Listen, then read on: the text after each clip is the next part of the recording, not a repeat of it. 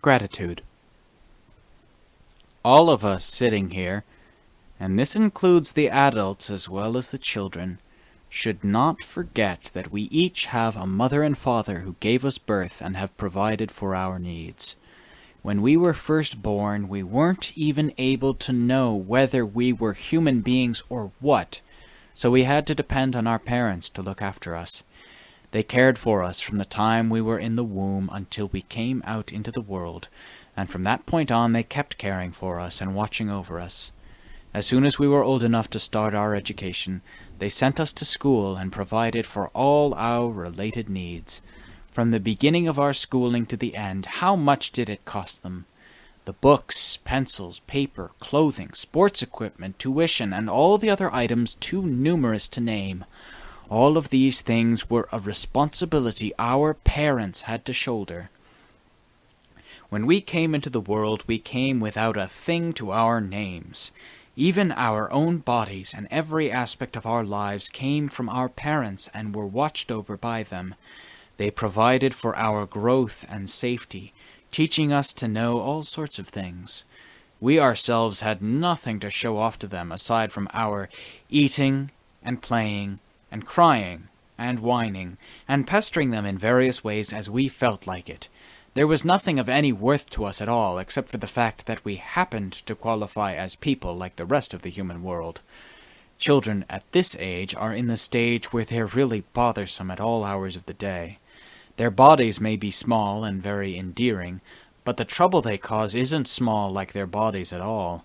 Everything that happens to us at this age is an enormous issue, until we get old enough to know what's what and start our education.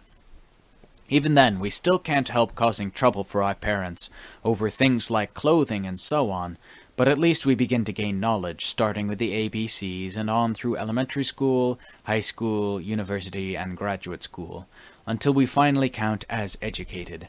So in keeping with the fact that we're educated, we shouldn't forget the kindness of our parents, who cared and provided for us before anyone else in the world, and we shouldn't forget our teachers and other benefactors.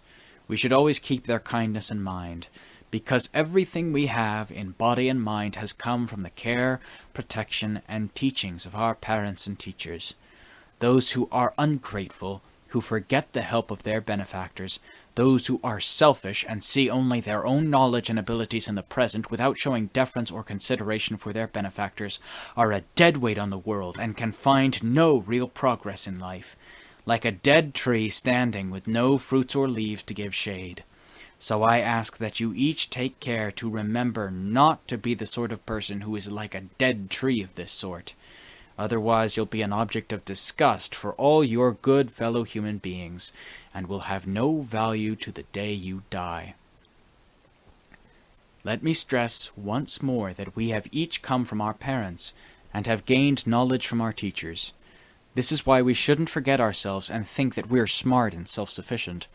Otherwise, when we make a slip and fall, we won't be able to pick up the pieces of us, which is the worst sort of loss we can experience, especially now that the world is changing faster than anyone can keep up with, because of all sorts of strange and unnatural theories and ideas. If anyone were to come along and say that the world has gone crazy, he wouldn't be wrong, and we'd have to admire him for speaking the truth, because things you wouldn't think were possible have come to pass. I've been around a fairly long time now, and I've come to see things in this present-day world that I've never seen before. Students, for example, will at the drop of a hat put their teachers in jail or drive them out of their jobs and create all sorts of havoc, stirring up trouble in places that used to be at peace. At first they seem reasonable and admirable in their ideals, but as time passes they get carried away with themselves, lose sight of their parents and teachers, and forget that good adults do exist. If this keeps up, I'm afraid that young people carried away with theories of this sort will end up throwing their parents in jail on grounds of being old-fashioned, out-of-date, and an embarrassment to them in front of their friends. This sort of thing can happen if we don't come to our senses and correct the situation right now. Don't let these modern ideas bring about the end of the world, for the world these days is spinning towards, it's hard to say what. I'm afraid the knowledge we've gained will become a tool for cruelty and heartlessness, and we'll end up drowning in it. So I ask that you reflect on things carefully. Our nation and society are things of great value to us, so don't treat them as tools for your opinions, your urge for the excitement of action, or your desire for fame. If society breaks down, you'll have no way of restoring it. Buddhism is absolutely right in teaching us the virtue that can prevent all these dangers, the virtue of gratitude to our benefactors. Who are our benefactors? To begin with, our parents, who have cared for us from the day of our birth all the way up to the present. There is no one else in this world who would dare make such sacrifices for us, who would love and show us such compassion as our parents. They are the ones whose kindnesses we should bear in mind more than those of anyone else, and yet we hardly ever give them any thought. The fact that we hardly give them any thought is what can make us arrogant and ungrateful as we grow older. We tend to forget how, as children, we used to lord it over them. We forget that every child has held the power to order its parents around in every way in line with its whims, even in ways that aren't proper. Especially when the child is very young, that's when it's very powerful. The parents have to put up with so many hardships that you really feel sorry for them. They try everything they can to placate the child because of their love for it, because it is flesh of their own flesh, blood of their own blood.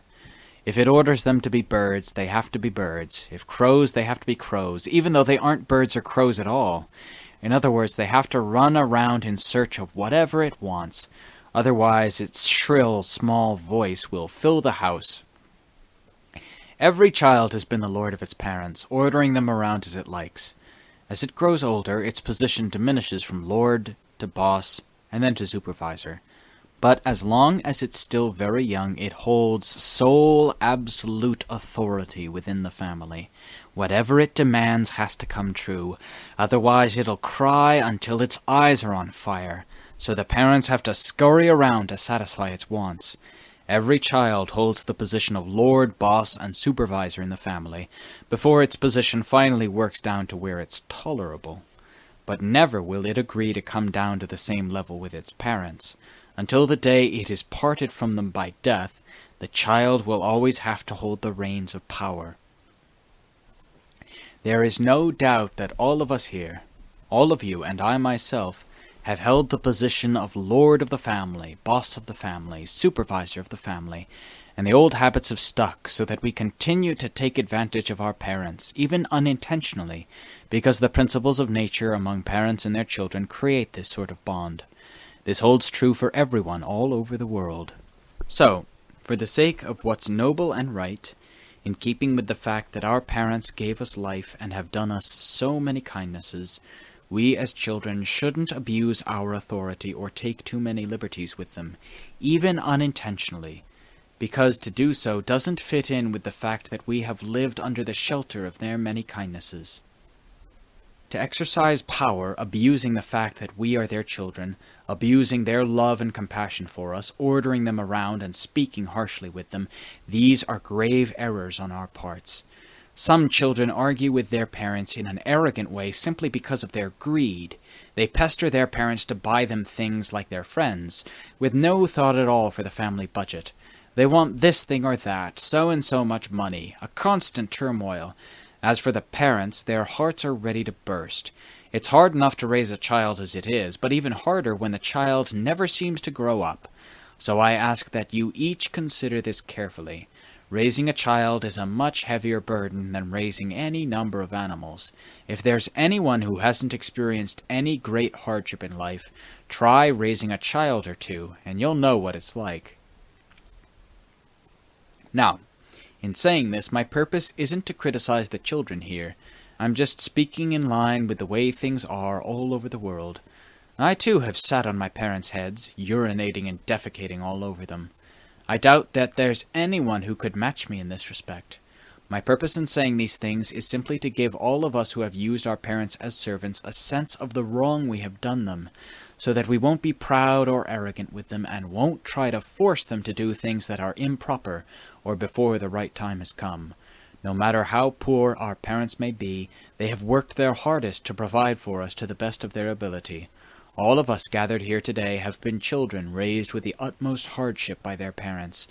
Don't think that you're a deity who floated down from some heavenly mansion and made a spontaneous appearance without anyone to give you birth or care for you. It's only through the sufferings and hardships of our parents that we now sit here as adults, students, teachers, or whatever. To put it plainly, the fact that we've been able to grow is thanks to the hardships and difficulties our parents have borne so patiently. None of our parents have been millionaires with wealth like an ocean, apart from the ocean of love and compassion in their hearts that will never run dry.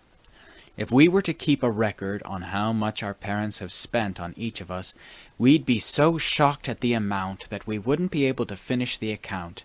The money has flowed out in every direction, regardless of the season, but no parents have ever dared keep such a record because the expenditures have no value for them when compared to their love for their children, who are flesh and blood of their very hearts.